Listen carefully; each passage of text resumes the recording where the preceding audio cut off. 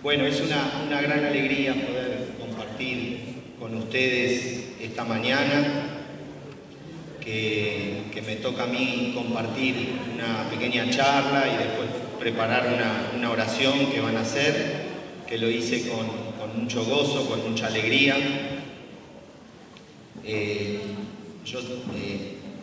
La otra vez comencé de la misma manera, así que esto me parece que vale la pena contarles. En el año 98, yo era muy joven en ese tiempo, no tenía pelo blanco, nada, estaba todo bien. Y con quien actualmente es mi esposa, comenzamos el seminario catequístico en el año 98 en la sede de Lomas, y en el año 2000 Monseñor Colino nos dio a los dos el mandato catequístico.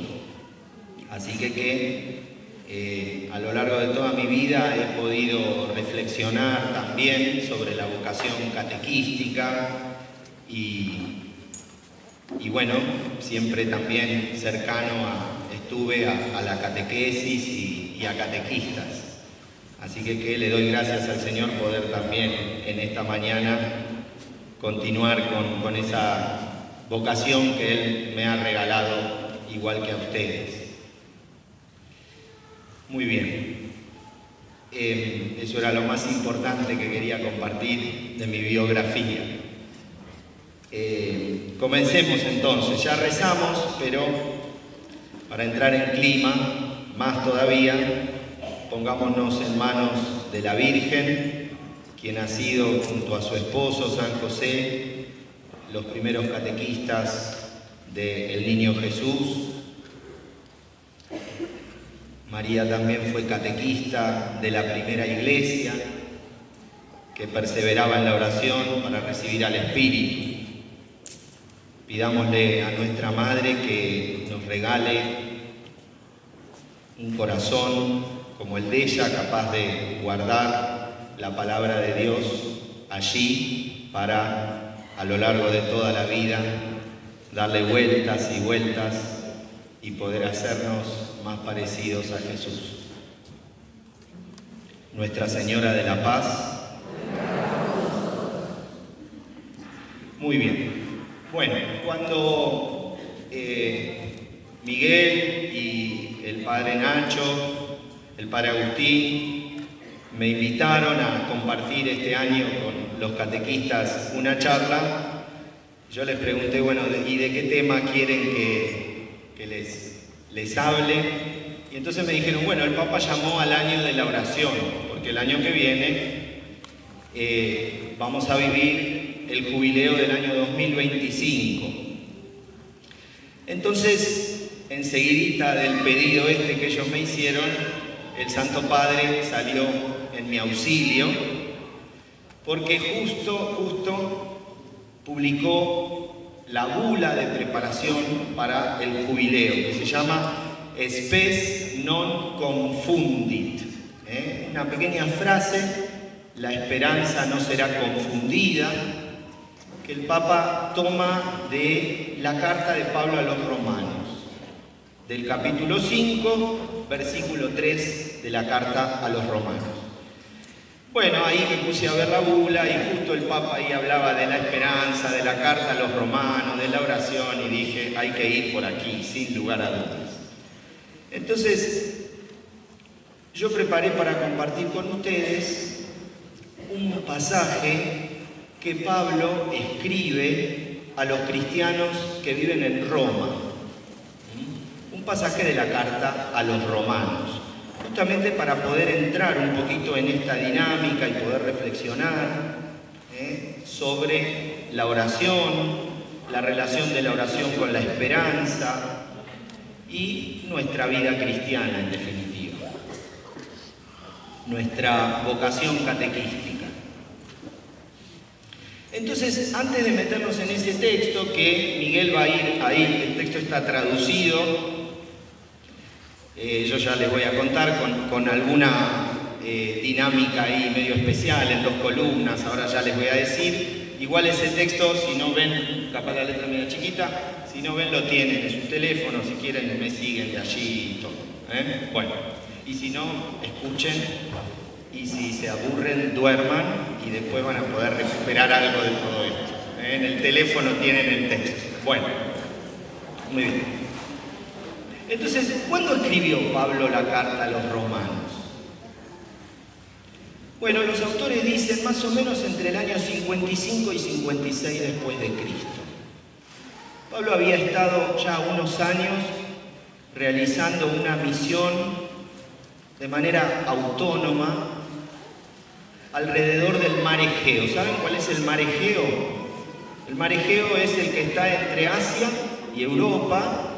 Tenemos hacia el oriente todo Turquía y hacia el occidente del mar Egeo todo Grecia y al norte, ¿no? Bueno, Pablo había estado dando vueltas por ahí, por toda la cuenca del mar Egeo, había fundado algunas comunidades que a ustedes seguramente les suenan, porque hay cartas que después le escribió. La comunidad de Filipo, la comunidad de Tesalónica, la comunidad de Corinto, estuvo también en otro lugar que se llama Berea, estuvo en Atenas, no les dedicó cartas a ellos, estuvo también en Éfeso, hay una carta a los cristianos de Éfeso, dicen los autores que no le escribió Pablo, que le escribieron sus discípulos después, pero Pablo estuvo mucho tiempo allí en Éfeso también. Pero la carta a los romanos es muy importante en todo el corpus paulino, no es casualidad que sea la primera que aparece allí. La comunidad cristiana la puso primera.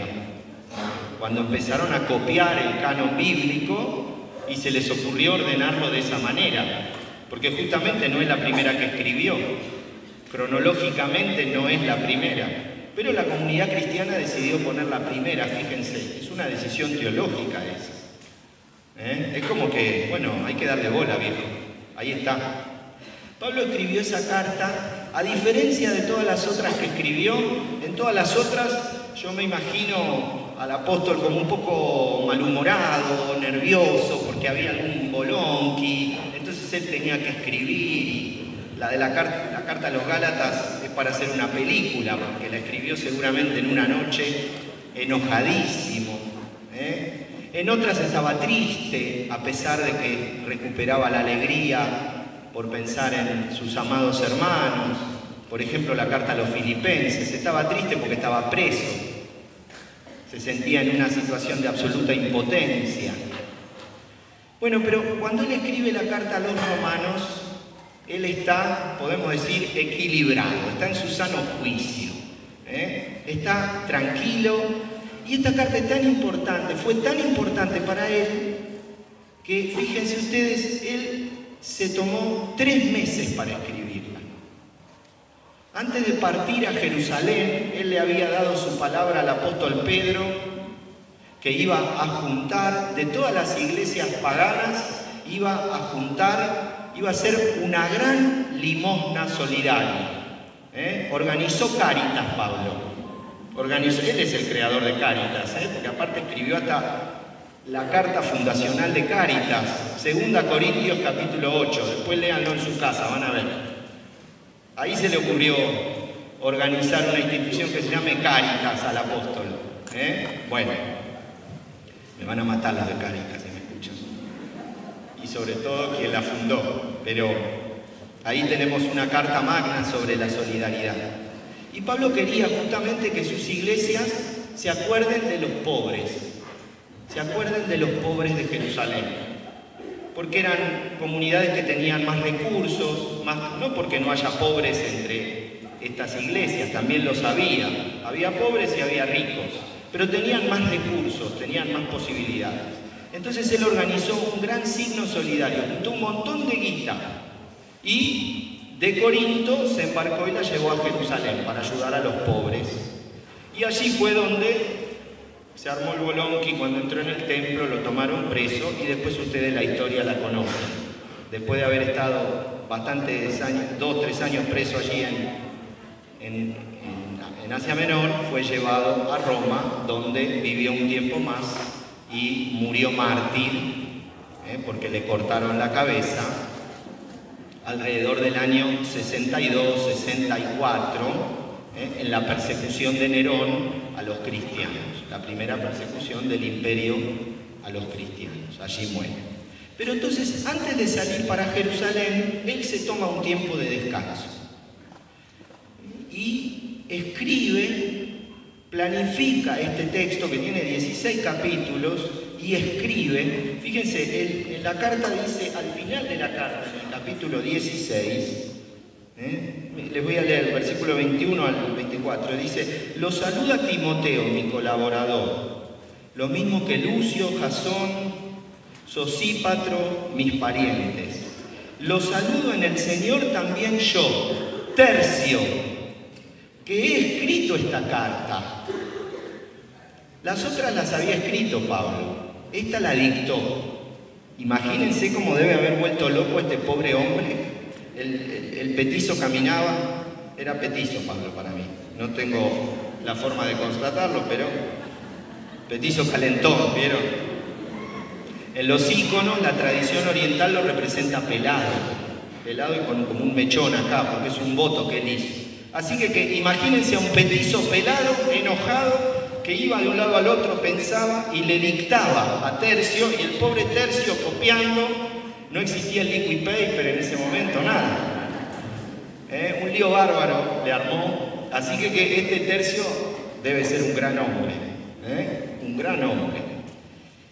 Y mire lo que dice. Lo saludo en el Señor también yo, Tercio, que he escrito esta carta. Los saluda Gayo, que me hospeda, y toda la iglesia. Lo saluda Erasto, tesorero de la ciudad, y Cuarto, nuestro hermano. ¿Qué es toda esta banda? Probablemente a la noche cuando descansaban jugarían un truco de a 6. Él en la carta a los Corintios habla de este Gayo. Gayo era el rabino de la comunidad de Corinto. El rabino de la comunidad de Corinto, que con la predicación de Pablo se convierte. Era verdaderamente un hermano para Pablo.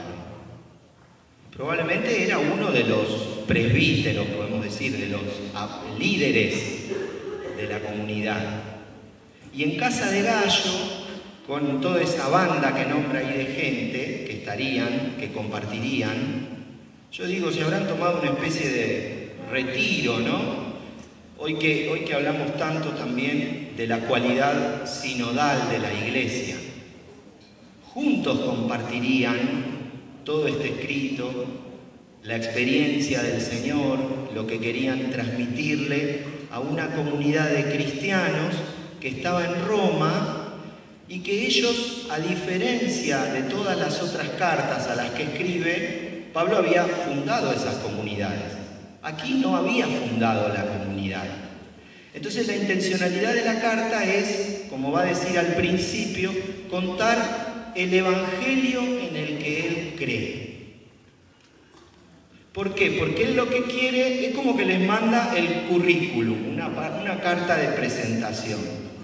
Él quiere que la comunidad de cristianos que está en Roma lo reciba, se los dice en el capítulo 15, porque él quiere ir a evangelizar a España, porque quiere llevar el evangelio como dijo el Señor. Vieron que el Señor dijo al final del Evangelio: vayan por todo el mundo, anuncien la buena noticia. Bueno, Pablo ese mensaje no lo había recibido porque él no estaba entre los 11. Pero alguien se lo habrá contado, evidentemente, y se lo tomó muy en serio. Pablo quería llevar el Evangelio a todos los rincones del mundo, porque él tenía la convicción que el Evangelio era para la salvación del ser humano. Y por eso quería llevar al Señor, quería llevar su buena noticia a todos los rincones del mundo. No importaba lo distante, lo lejos o lo oscuro que sea. Y a esa misión se embarcaba. Y lo que necesitaba era una comunidad que lo reciba y que lo ayude.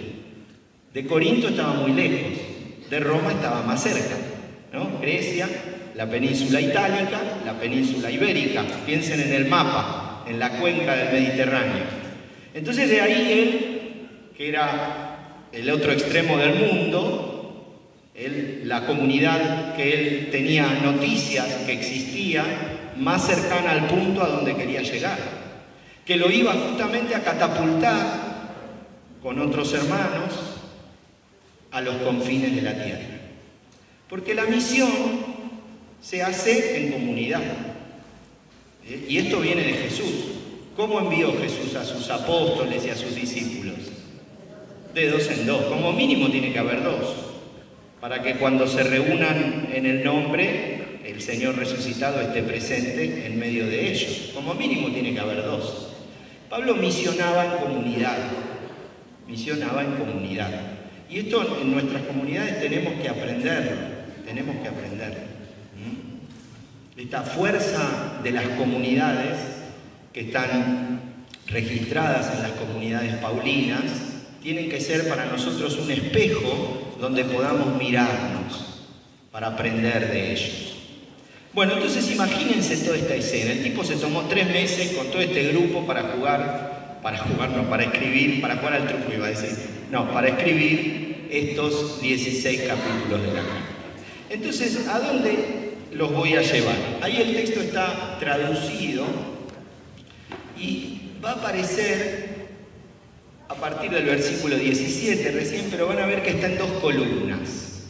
Porque hay un momento donde el texto que vamos a leer, que comienza en el capítulo 8, versículo 14, Pablo empieza a hablar en 2 realidades temporales, la presente y la del futuro. Por eso esto nos va a servir para pensar, van a ver, en la esperanza y en la oración. ¿Sí? Muy bien. Entonces vamos al capítulo 8. Tendría que tener una mano más. Pero, vamos, ahí está. Voy a leer porque este es distinto. Ahí está. Bueno, muy bien. Entonces el versículo 14 dice, porque cuantos por el Espíritu de Dios son guiados, estos son hijos de Dios. Porque no han recibido un espíritu de esclavitud para estar nuevamente en el temor, sino que han recibido espíritu de adopción como hijos, por el cual clamamos Abba, Padre. Vamos hasta ahí, versículo 14, versículo 15. Bueno, él quizás tendría que haber, no me quiero detener tanto, esperen que tengo que mirarle el tiempo. Él venía hablando de cosas bastante fuertes antes, ¿no? Capaz convenga decir algo antes de comentar.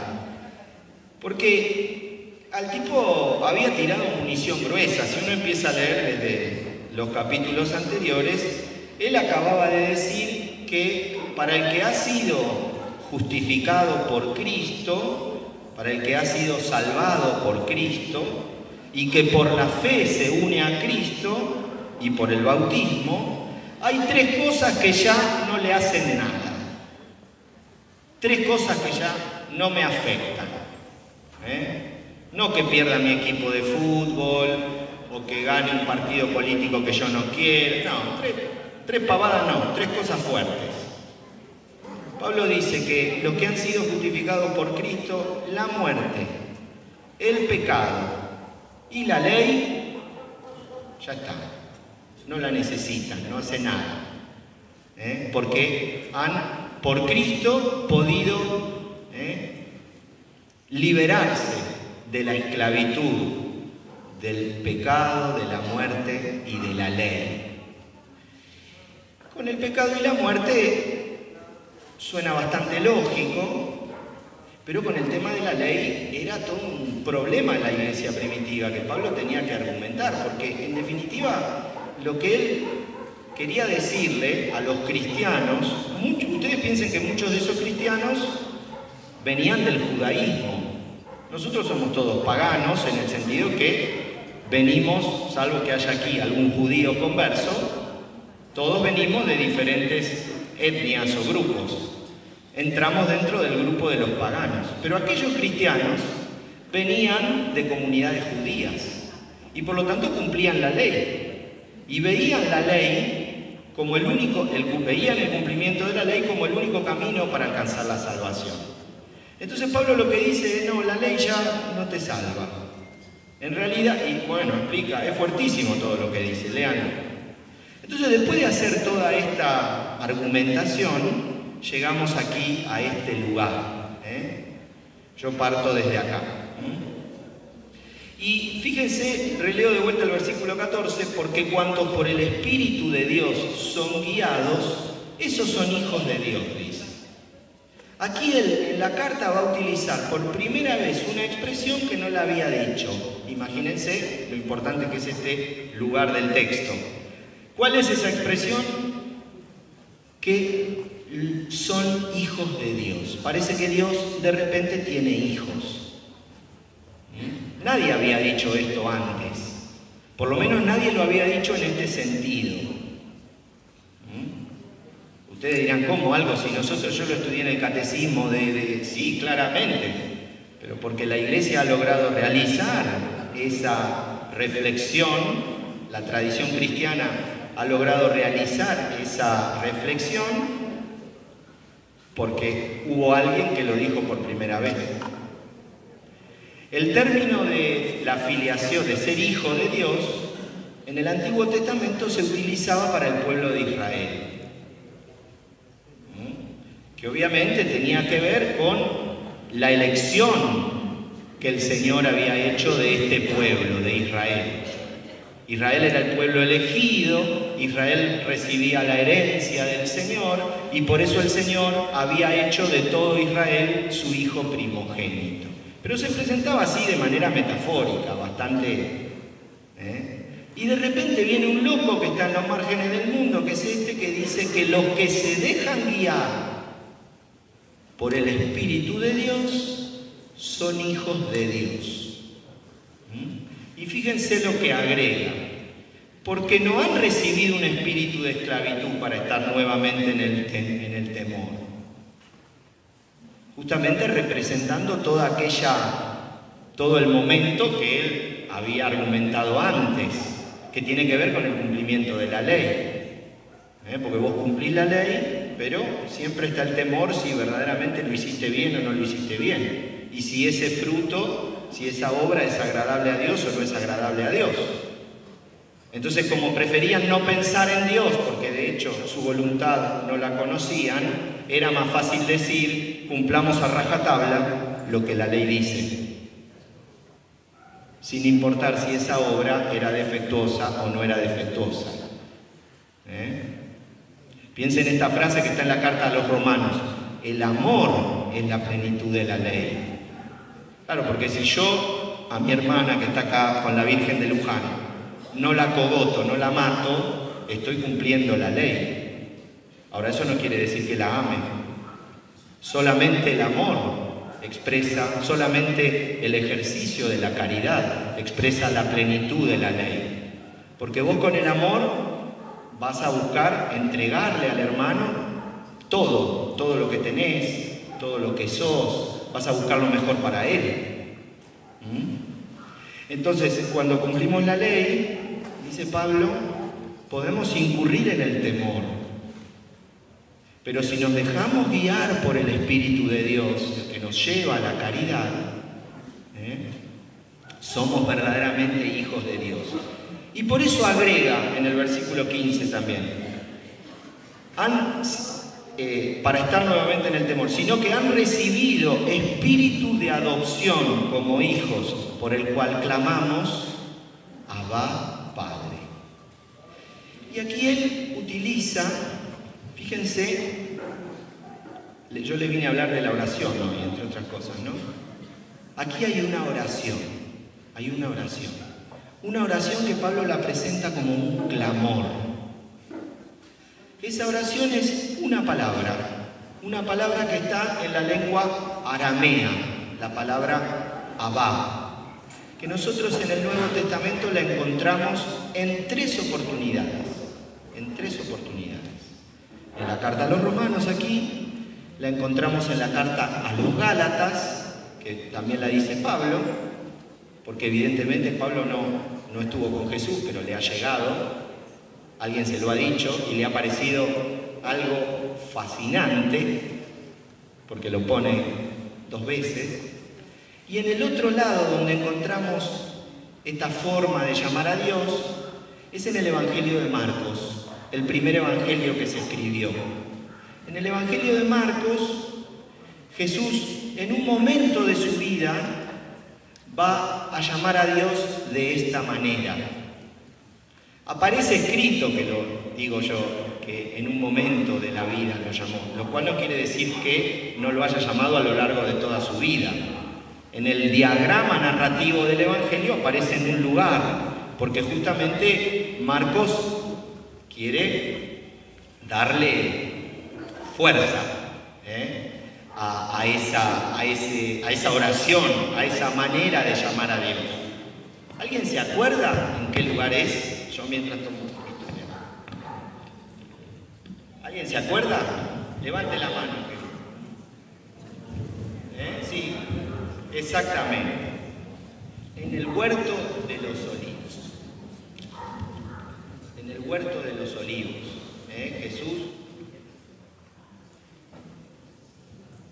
Jesús va a llamar allí a su Padre en el momento más difícil de su vida, en el momento de mayor presión, en el momento de mayor contradicción, cuando aquello para lo cual él había vivido, que era el reino de Dios, parecía volvérsele todo en contra. Imagínense la experiencia del absurdo que Jesucristo experimentó en aquella noche, cuando él tenía que abrazar por la maldad del ser humano la muerte más ignominiosa del imperio, pero no tanto por el dolor físico que la muerte podía causarle, sino por el dolor moral, por el nivel de ridiculez. Los judíos, cuando querían eliminar a alguien, lo dilapidaban, le tiraban piedras, ¿se acuerdan? Como a Esteban, como al diácono Esteban. ¿Por qué? Porque la piedra, hacían una montaña de piedra y el tipo quedaba sepultado abajo de la piedra, porque lo que ellos pretendían era tapar, para que no avergüence.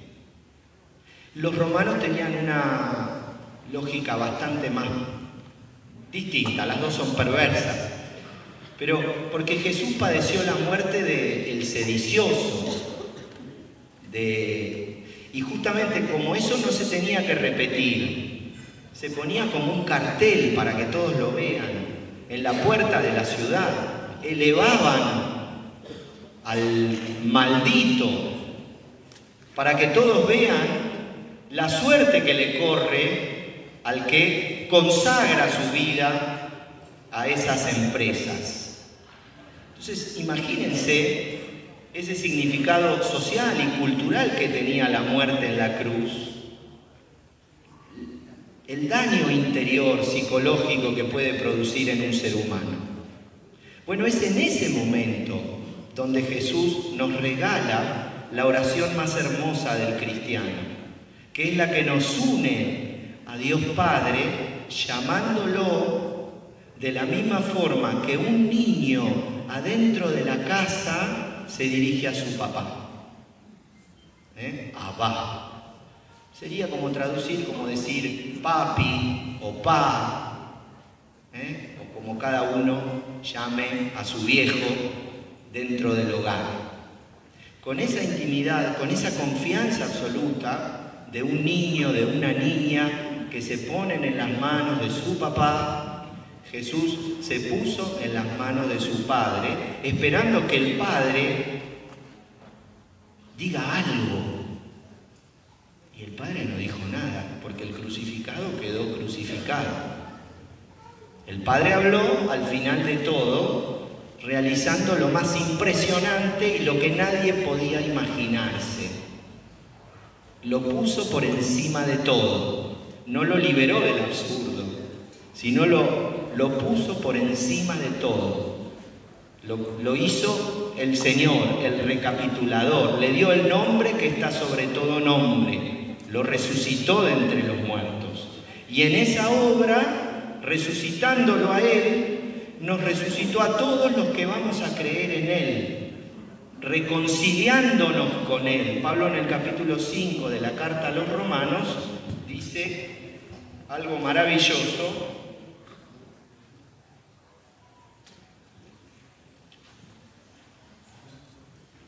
Que ustedes seguramente van a recordar. La prueba que Dios nos ama es que Cristo, siendo nosotros todavía pecadores, murió por nosotros.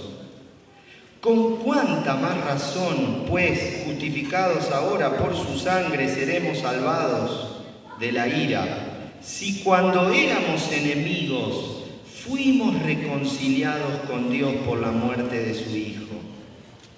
Fuimos reconciliados, dice, no nos reconciliamos. Esto es interesante para pensar cuando nos vamos a confesar. La confesión no es un pacto de iguales, donde dos que son iguales se ponen de acuerdo. El cura hace de Dios y me da la mano.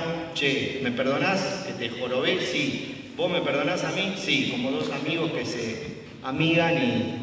No. En el sacramento es Dios el que nos reconcilia consigo, porque Él nunca dejó de amarnos, Él no se enojó con nosotros. De hecho, todos los pecados que nosotros podemos hacer a lo largo de nuestra vida ya fueron perdonados. Entonces, cuando nos reconciliamos, volvemos a participar de ese perdón del cual nosotros nos habíamos alejado. Pero el Padre me dice, es como en la parábola, el Hijo es el que se va. El Padre no estaba enojado con el Hijo. El Hijo se va y gasta todo. Y después el Hijo vuelve. Y cuando el Hijo vuelve, ¿qué hace el Padre? Corre a abrazarlo. Somos nosotros los que debemos, como dirá Pablo en la carta a los Corintios, déjense reconciliar con Dios. Porque Dios se ha reconciliado con nosotros. Y van a ver el signo de esa reconciliación cuál es. Ahora lo vamos a ver. Entonces voy más rápido. Vamos al versículo 16. El Espíritu mismo da testimonio a nuestro espíritu de que somos hijos de Dios. Y si somos hijos, también herederos. Herederos de Dios y coherederos de Cristo, ya que sufrimos con Él para que seamos glorificados con Él. Fíjense, si somos hijos, también tenemos una herencia. Somos herederos. Herederos de Dios, porque recibimos la herencia de Dios. Coherederos de Cristo, que es el Hijo mayor, nuestro hermano mayor. Entonces la misma herencia que recibió Cristo la recibimos nosotros, la recibiremos nosotros. Ahora vamos a ver de qué se trata esa herencia. Por eso agrega, ya que sufrimos con Él para ser glorificados con Él. Entonces ven ahí, se empieza a inaugurar la segunda columna del texto. ¿Por qué? Porque nos remite al futuro, como lo que está de este lado, a la derecha de ustedes. Ven que dice que somos herederos de Dios, coherederos de Cristo, para que seamos glorificados con Él. Él ya está glorificado. Nosotros estamos en proceso a esa glorificación. Ya van a ver. Muy bien.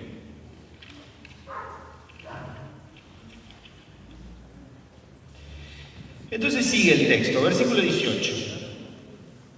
Si querés, Miguel, subí un poquito más. Ahí está. Pues considero que no son dignos de ser comparados los sufrimientos del tiempo presente con la gloria que está por venir, que se revelará en nosotros. A mí me resulta impresionante esto, porque Pablo acá nos dice lo que piensa, así, tácate, ¿viste? Como que vos vas y le pedís un consejo a alguien, vas y le decís al cura de la parroquia, o le decís a la abuela, o a alguien a quien vos considerás que te puede dar un buen consejo. Che, ¿qué te parece? Entonces la persona piensa y te dice, bueno, mira, yo considero que en esta situación tal cosa. Te da su opinión. Pablo acá nos está dando su opinión. Extraordinariamente. Y fíjense cuál es su consideración. Pueden no estar de acuerdo con él, pero lo interesante es que la comunidad primitiva ha canonizado esta consideración paulina, porque este texto es palabra de Dios. Así que igual pueden discutir, no pasa nada, discutan con la palabra de Dios, está dada para que discutamos con ella también. Si no, pregúntenle a Job. Bueno, pues considero que no son dignos de ser comparados los sufrimientos del tiempo presente con la gloria que está por venir. Y miren que hay veces que vemos el sufrimiento de ciertos hermanos y decís, pero ¿cómo se puede sufrir tanto? ¿Cómo esta persona puede sufrir tanto? Por eso digo, hay que tener realmente la certeza de que aquello que está por venir tiene que ser infinitamente inimaginable al lado de los sufrimientos del tiempo presente. Y para Pablo eso es tan impresionante, esa gloria que está por venir, es tan impresionante que utiliza la palabra apocalipsis, dice que se revelará en nosotros. El apocalipsis es una revelación, es algo que se tiene que revelar. Aquello que se tiene que revelar es algo que está oculto en el misterio de Dios y que nosotros obviamente no vemos, pero que el Señor lo tiene que hacer visible para todos.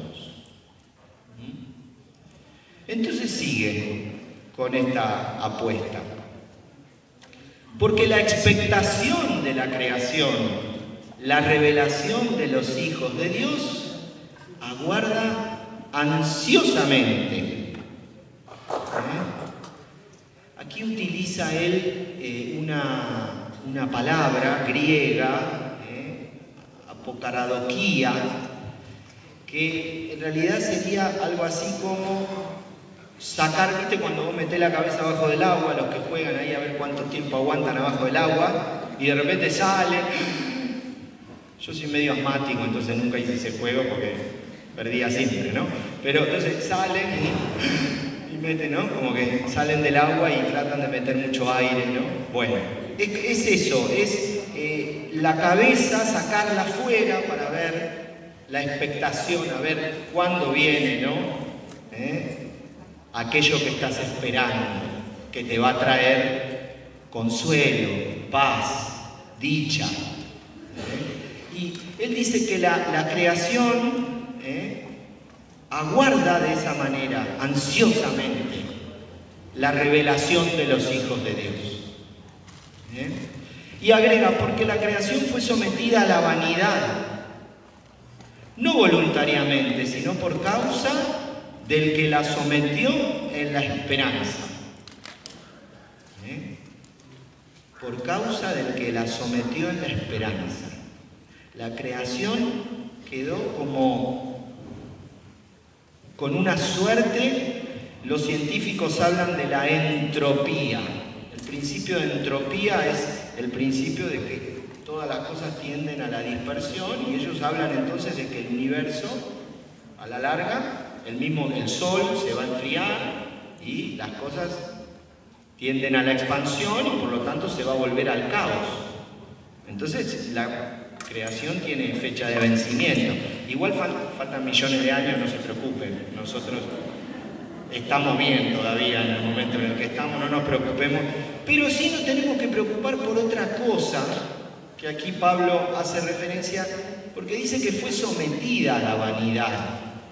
Porque la creación no solamente padece la ruina ambiental propia de su propio límite, sino que la creación padece también el pecado del ser humano. Y por eso quedó sometida a la vanidad. La Sagrada Escritura en eso es sumamente aguda, porque hay muchos pasajes donde se muestra cómo el hombre destruye la creación. Para mí el más paradigmático es el que aparece justamente en el libro del Génesis, antes del diluvio universal.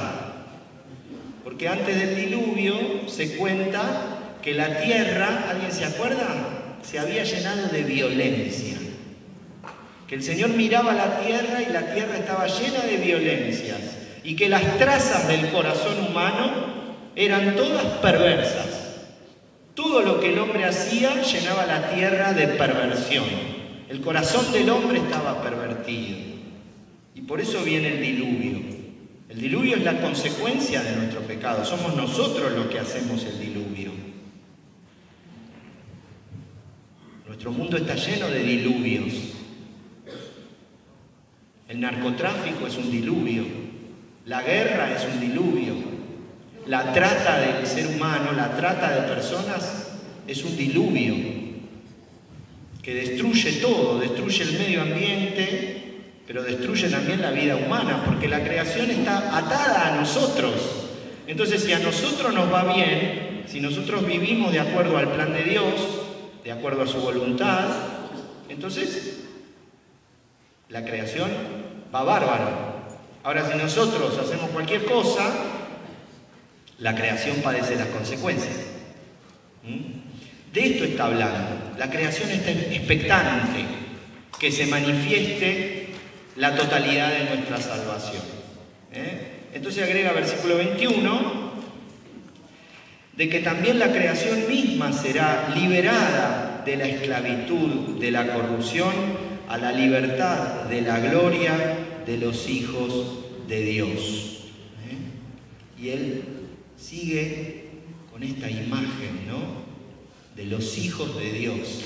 Los hijos de Dios que están llamados a ser libres, llamados a vivir en libertad. Es una idea también paulina impresionante. En la carta a los Gálatas, Pablo dice, para ser libre te liberó Jesús. Deja de perder el tiempo en estupideces. Para ser libre te liberó Jesús. Déjate guiar por el Espíritu de Jesús, que te hace vivir en esa libertad que da el Evangelio. Entonces, versículo 22. Fíjense, pues sabemos que toda la creación, aquí van a aparecer 3 frases en rojo. En el versículo 22, en el versículo 23 y un poquito más adelante en el 26. Yo la puse en rojo a propósito, porque Pablo aquí en esta parte habla de 3 gemidos. 3 gemidos, fíjense. El primero, sabemos que toda la creación gime juntamente y sufre dolores de parto hasta ahora. La creación, entonces él acá mezcla también una imagen impactante que es la de el parto.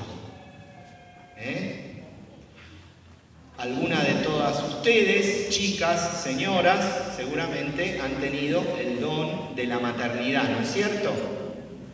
La parturienta gime.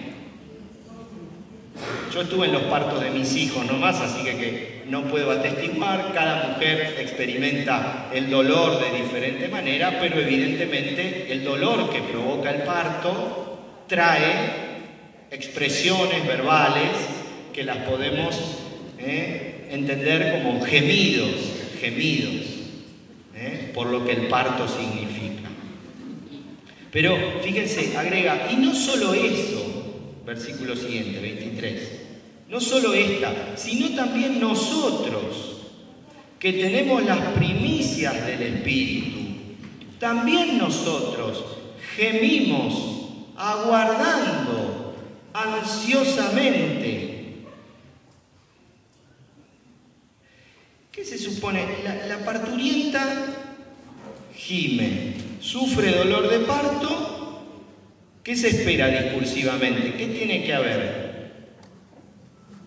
Un nacimiento, ¿no? Porque hay un bebé en la panza que provoca dolores porque quiere salir. Sale, por lo tanto, nace el niño. ¿Sí? Pero ¿qué pasa en ese versículo? Cambió la imagen. Porque Pablo aquí utiliza una palabra que no se condice con lo que el lector espera que diga.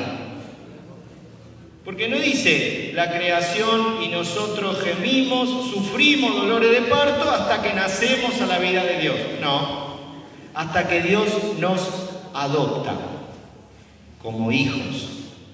Porque la salvación no es una conquista que el ser humano puede conquistar, como el mito de Prometeo, que se mandó una gambeteada y subió al cielo y le afanó el fuego a los dioses y volvió a la tierra como el hombre victorioso con el fuego de los dioses. No, la salvación es gracia.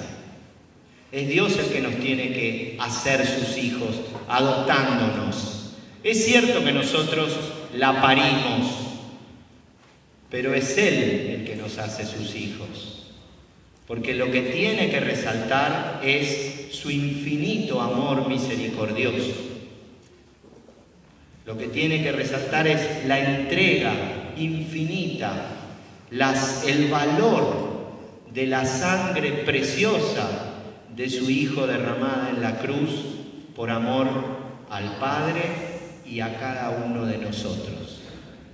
La sangre de Jesús en la cruz, la vida de Jesús en la cruz, entregada al Padre, vale toda entera tu persona. Hay un texto en la carta a los Gálatas que dice: me amó y se entregó a sí mismo por mí, dice Pablo. No es que lo dice por él, lo dice por todo ser humano. Hay otro texto en la carta a los Corintios donde él está hablando de la solidaridad también y habla de los pobres y dice: un pobre por quien se entregó Cristo. Cristo se entregó toda su vida por cada ser humano y sobre todo por los seres humanos que para la comunidad humana no tienen valor, no valen nada, son marginales. Porque ahora vivimos, igual es medio también bastante mentira a veces, ¿no? Supuestamente todos somos ciudadanos, todos tenemos derechos, todos valemos lo mismo. A la hora de los bifes eso para algunos funciona, para otros no. Pero en el tiempo de Jesús, en el tiempo de Pablo, había una sociedad de castas. Si vos eras ciudadano romano, valías, pero si vos no eras ciudadano romano, valías menos. Y si eras esclavo, marginal, si eras enfermo, porque tenías lepra, perdías todo tipo de valor. Entonces, bueno, es mucho más elocuente pensar que Cristo entregó su vida por los pobres, porque Cristo entregó su vida por aquellos que no tienen valor para el mundo. La entregó por todos. Entonces, esa es la adopción filial.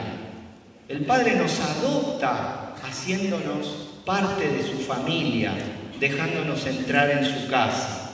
Versículo 24. Entonces aquí viene el tema de la esperanza. Porque en la esperanza hemos sido salvados. Porque la esperanza que se ve no es esperanza. Pero ¿quién espera lo que ve? Fíjense, en esperanza hemos sido salvados. Por eso, baja un poquito más, Miguel. ¿Ven? Pues, ¿quién espera lo que ve? Termina el versículo 24. Pero está del lado del futuro. Nuestra salvación está comenzada, pero no está terminada.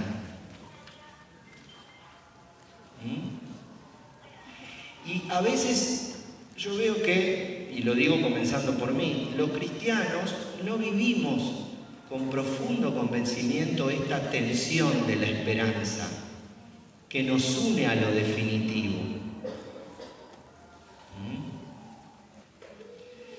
Porque justamente lo definitivo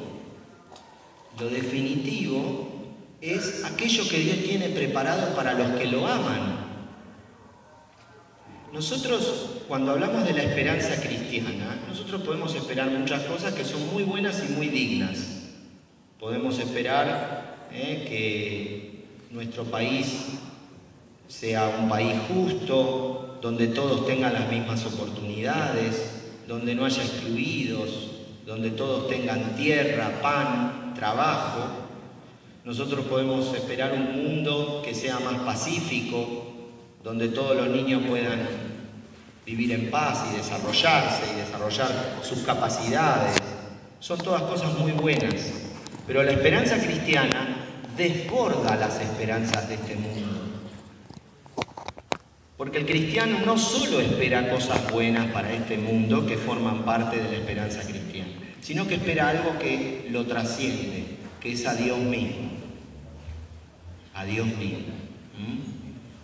Por eso el texto dice allí, pero si es, versículo siguiente, 25, pero si esperamos lo que no vemos, por medio de la paciencia, aguardamos ansiosamente.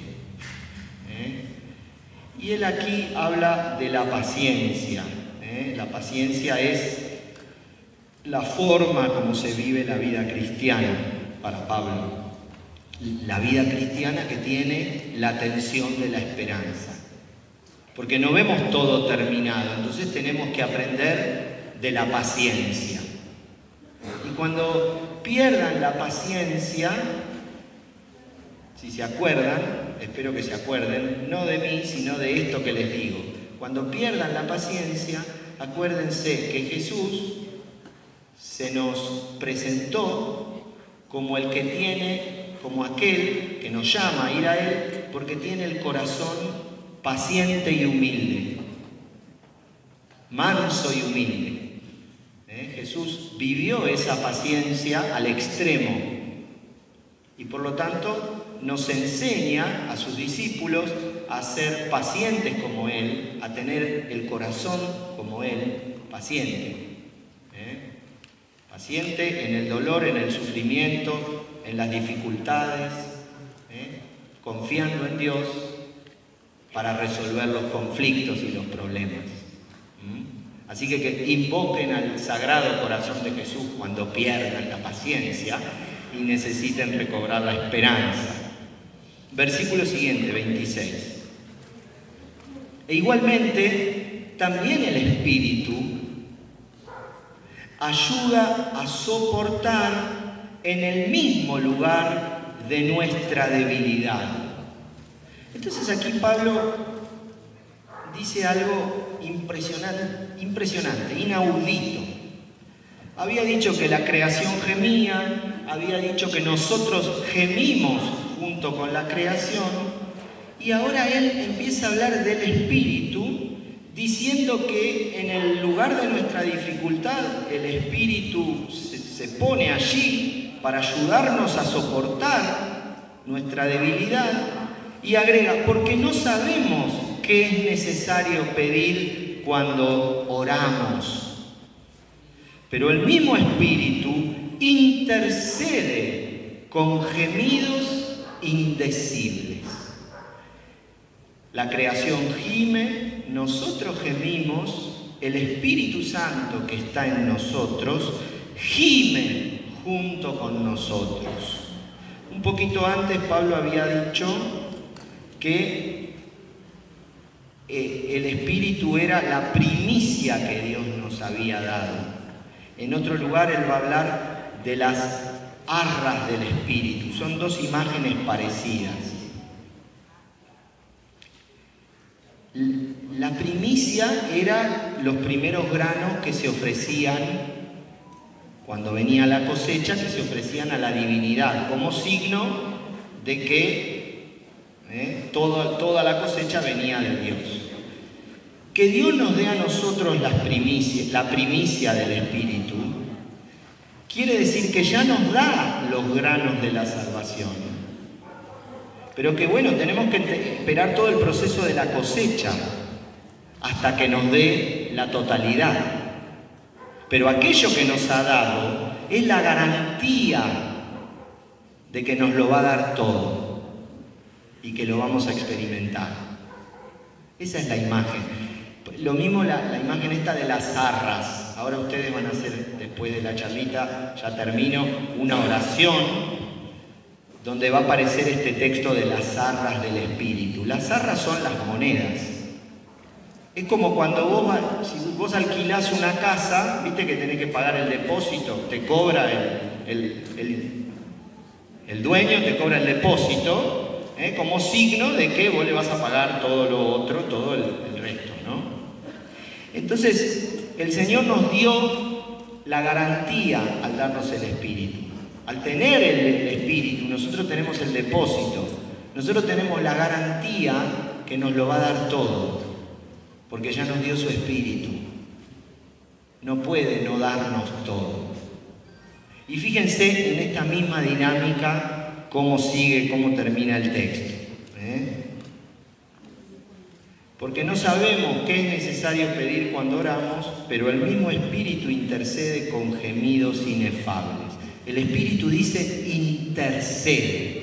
El Espíritu intercede con gemidos indecibles.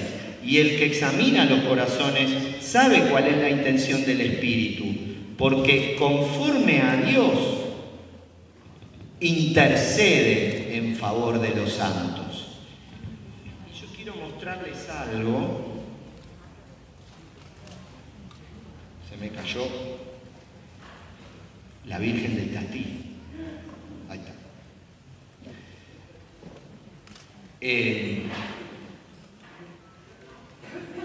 Si nosotros seguimos leyendo un poquito más el Espíritu que intercede, con gemidos inefables, miren cómo sigue el texto.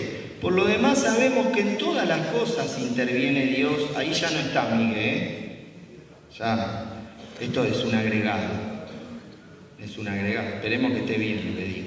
Por lo demás sabemos que en todas las cosas interviene Dios para bien de los que le aman, de aquellos que han sido llamados según su designio. Pues a los que predestinó a reproducir la imagen de su Hijo para que fuera Él el primogénito de entre muchos hermanos, a los que predestinó, a esos también los llamó, a los que llamó, a esos también los justificó, a los que justificó, a esos también los glorificó. Bueno, todo el itinerario. Los predestinó a reproducir la imagen de su Hijo, los justificó, los llamó, los justificó, los glorificó. Hay que ver en qué lugar nos encontramos nosotros de todo ese itinerario de salvación. Pero miren entonces la conclusión a la que llega Pablo. Dice, ante esto, ¿qué diremos? Si Dios está por nosotros, ¿quién estará contra nosotros? El que no escatimó ni a su propio Hijo, antes bien, lo entregó por todos nosotros, ¿cómo no nos dará con Él graciosamente todas las cosas? ¿Quién acusará a los elegidos de Dios? Dios es quien justifica. ¿Quién los condenará? ¿Acaso Cristo Jesús, el que murió, más aún el que resucitó, y el que está a la derecha de Dios e intercede por nosotros? Miren cómo Pablo piensa el misterio de la salvación trinitariamente, ¿no? Dice, el Padre, ¿quién nos va a acusar a los elegidos de Dios? Si Él nos dio todo, nos dio su Espíritu, que se pone en el lugar de nuestro sufrimiento, nos enseña a hablar con Él, nos enseña a llamarlo Abba, e intercede ante cada situación por nosotros. De hecho, nos daremos cuenta, si ustedes no escuchan al Espíritu, hagan los ejercicios de San Ignacio, aprendan el discernimiento, o hagan para aprender a discernir cada situación de la vida, para aprender a escuchar las mociones del Espíritu. El Espíritu intercede por los cristianos en cada situación que los cristianos viven. Y el otro que intercede por nosotros, ¿quién es? Es el que está sentado a la derecha del Padre.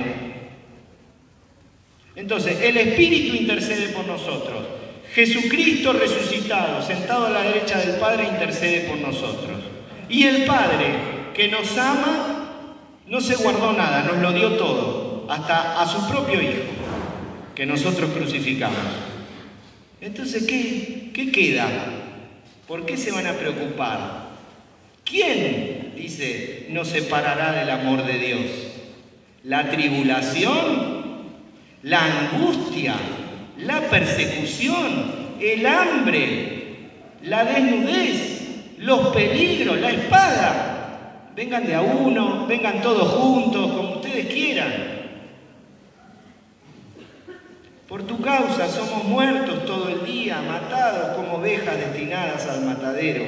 Pero en todo esto salimos más que vencedores gracias a aquel que nos amó. ¿Ven? No por el mérito nuestro, sino gracias a que Él nos ha amado y ha armado todo para que nosotros salgamos victoriosos.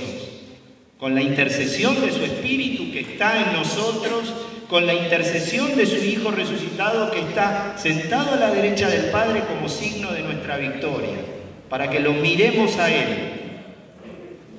habiéndolo puesto por encima de todo. Por eso estoy seguro que ni la muerte, ni la vida, ni los ángeles, ni los principados, ni lo presente, ni lo futuro, ni las potestades, ni la altura, ni la profundidad, ni otra criatura alguna podrá separarnos del amor de Dios manifestado en Cristo Jesús nuestro Señor. ¿Ven? Al que le quepa que se ponga el poncho. Entonces termino con esto que ya es la hora, ahí la tengo, 10:58. 2 minutos me quedan, fíjense. Vamos al cuadrito. Chica. Ay, bueno, no van a ver, creo, pero yo se los voy a leer y lo tienen en sus teléfonos. ¿Qué significa ser salvados en la esperanza? Que era una de las frases que nosotros teníamos. Bueno, el lenguaje de la oración es un lenguaje que está profundamente vinculado a la esperanza cristiana, como ustedes se habrán dado cuenta.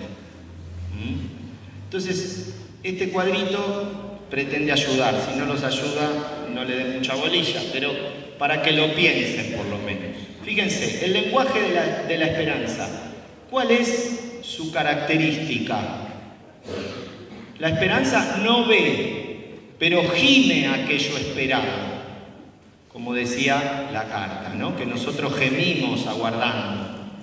La esperanza nos hace gemir aquello esperado.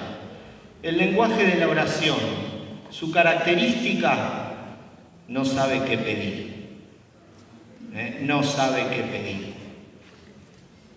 Esto es sumamente intrigante también, porque al final, a veces, cuando nos toca rezar a los catequistas con los más chiquititos, ¿no? En los grupos, y que el nene dice, bueno, ¿de qué le quieren pedir al Señor? Bueno, yo le quiero pedir por mi perrito que está enfermo, o yo le quiero pedir por mi abuelita, que la abuelita no está enferma, sino que nada, no le pasó nada, pero bueno, el nene le quiere pedir por la abuelita. Bueno, en realidad nosotros cuando rezamos aparentemente somos tan infantiles como los niños. Es cierto que podemos ir progresando y creciendo, pero así como esos niños que tienen que aprender a rezar, nosotros también tenemos que seguir aprendiendo siempre a rezar, porque no sabemos pedir como es conveniente. Por eso el Espíritu tiene que venir en ayuda de nuestra debilidad para orar como conviene, porque la oración es una gracia. Entonces, el Espíritu gime lo que nos conviene. La esperanza nos hace gemir a nosotros, el Espíritu nos hace gemir en la oración lo conveniente. En el lenguaje de la esperanza vemos e imaginamos oportunamente, de modo inadecuado, lo que esperamos. Nos imaginamos cosas buenas, pero a veces ni pensamos en ello. De hecho, la muerte de nuestros seres queridos nos ponen en clave de cielo y nos hacen pensar muchas veces que aquellos que ya partieron, el Señor nos permitirá recuperarlos en el amor y reencontrarlos, porque esa es nuestra fe cristiana, en la casa del Padre. Entonces ahí imaginamos la esperanza de ver a Dios, de estar con Él, de conocer a Jesucristo resucitado, de ver a la Virgen, al santo o a la santa que tanto quise en este mundo, de recuperar aquello que la esperanza nos promete. En la oración pedimos oportunamente, pero también de forma inadecuada lo que necesitamos. Y finalmente, el lenguaje de la esperanza requiere de la paciencia por nuestra tribulación. Y el lenguaje de la oración requiere del Espíritu por nuestra debilidad. Pero la verdad es que después de lo que yo les leí, a mí me hace pensar esto, que lo único digno que podemos tratar de ejercitar es ser pacientes, esperanzados y rezar, porque ¿qué nos separará del amor de Cristo, del amor de Dios manifestado en Cristo Jesús nuestro Señor? Entonces, bueno, me parece que esta fe cristiana, tal como nos la presenta la palabra de Dios, con esa candidez, con esa libertad, con esa ternura, tiene que ser el elemento principal que los catequistas enseñemos, que los misioneros lleven a todos lados, que los enfermos reciban cuando pierden la esperanza y cuando no quieren más rezar. Así que espero que todos podamos ser testigos de esta buena noticia que el Señor nos regala en su palabra.